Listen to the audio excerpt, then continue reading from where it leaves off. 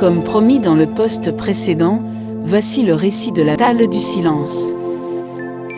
La valeur de cette sculpture est enracinée dans une histoire symbolique de valeur universelle et une tradition qui part au-delà du temps du chemin vers la réalisation de soi.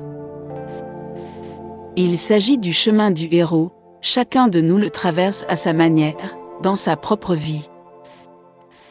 Le symbole représenté dans cette image est exactement le début de ce chemin.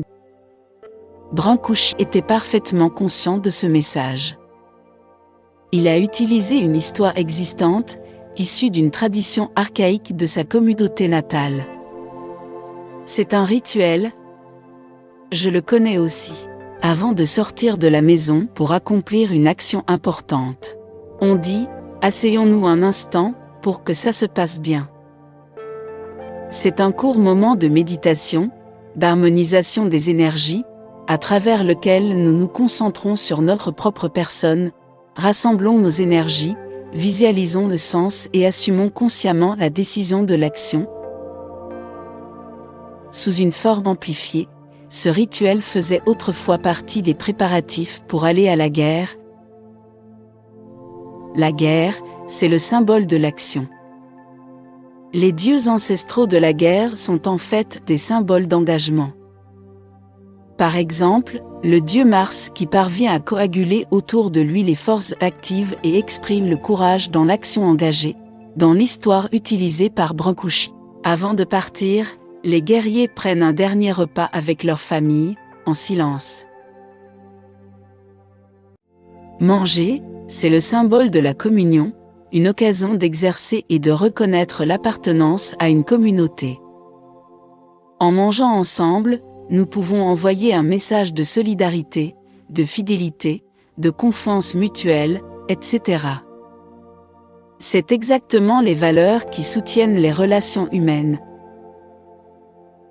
Ainsi, les mots ne sont plus nécessaires pour transmettre des messages essentiels sur l'état d'être ensemble. C'est pourquoi Brancusi a appelé cette sculpture la table du silence. L'ensemble monumental, la voix des héros, est un hommage aux héros morts lors de la Première Guerre mondiale. Mais les formes qu'il a choisies pour véhiculer cette idée sont des symboles universels.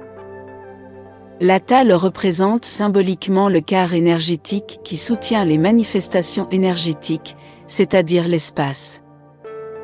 Une femme roumaine qui pratiquait des techniques de guérison folklorique m'a dit « Laisse toujours la table libre et propre après l'avoir utilisée, afin que les énergies puissent circuler. » Bien sûr qu'il y a des interprétations similaires dans d'autres cultures, et la psychologie moderne en profite pour découvrir les secrets de la psyché humaine. Mais généralement, la table est représentée par un carré, parce que l'univers spatial est représenté par un carré. Ce qui veut dire qu'elle a des limites claires, avec des principes bien établis, dont nous ne pouvons pas dépasser les limites. Juste que Brancusi a créé une table en forme de cercle. Le cercle, dont le développement part en fait d'un point, est le symbole de la conscience, de l'esprit infini et de l'unité qui intègre tout. La suggestion de la sculpture est donc extrêmement subtile. L'espace est intégré dans le champ de la conscience infinie. C'est cet état de centrage sur la conscience qui intègre l'espace personnel, et ainsi le héros peut l'emporter avec lui partout, là où il se déplace dans l'espace physique. Regarde maintenant les chaises, elles sont en forme de sablier.